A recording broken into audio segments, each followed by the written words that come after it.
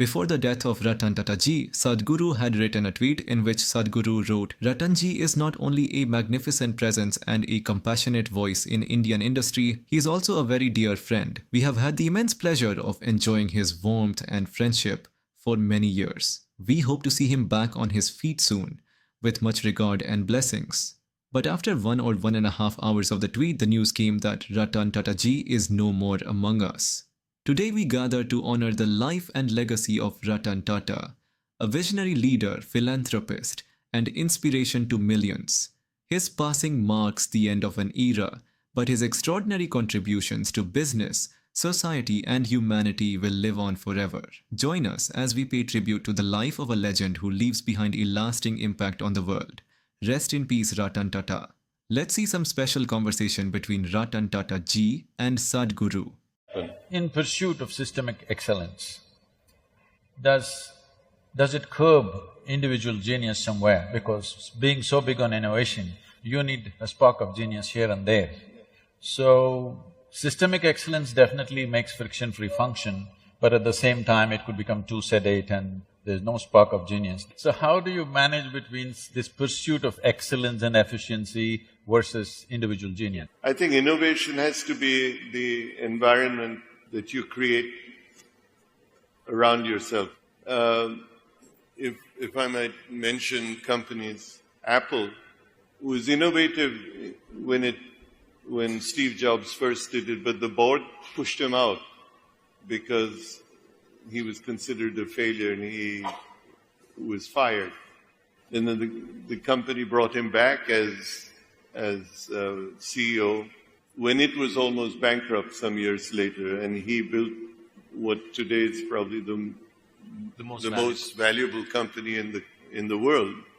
And what he really did was he did everything different to what the book would say, but he created an environment very autocratically that opened innovativeness. In a nation like this, where we are busy producing an underdeveloped population, and all that we have is population, nothing else in this country. Unless we have an army of dedicated people on the ground who can educate and transform that situation, just trying to do something from the top, either from the government or even from a corporate sector, may not really take shape, because we have been in rural India working there. Today, in all other terms, if you go into the village today, there's electricity, there's a bore well, they have an internet kiosk, everybody has cell phones, but their nourishment value has gone down because they don't have the mentality to use their money to go and buy the necessary foodstuff. So to bring back that culture of nourishment, there's many ways it can be done. To bring back those vegetables, fruits into people's lives, we have taken steps. Now the next step we are planning is to start fish ponds in every village. Innovative ways of doing this has to happen, because this is a silent disaster which is just progressing and it'll overwhelm the nation at some point. The worst thing you can do for the country is to give everybody a sense of dependability on an outside force, be it the government, be it a private party, be it a public-private partnership. You have to create sustainability that is self-generated. If we have to create an environment of innovation, maybe that innovation comes not necessarily just in the nutritive thing, but how to create prosperity that is sustainable in a community, to create prosperity in the village. Fisheries or fish ponds, or creating livelihood in terms of produce, etc. We're not addressing those issues adequately in the country. And many of them are, as you say, things that can easily be done.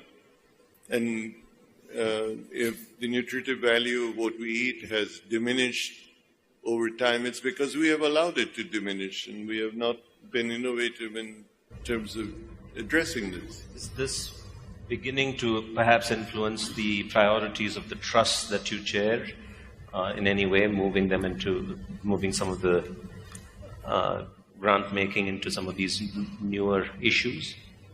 As a trust, or as a foundation, we have been helping communities in a variety of ways, or helping individuals in a variety of ways. But we have ignored the fact that what we're doing may not be sustainable. And if we want to take what we're giving to one NGO or one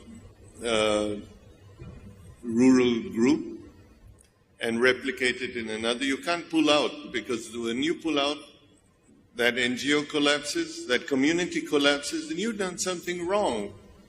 You built a dependency. You have created a complacency factor that money flow is going to come, be it from the government, be it from a trust, be it from a company, and the company or the trust has failed in not providing something that makes that community stronger, makes it more productive, gives it a sense of wanting to do something for itself, creates pride in what it stands for.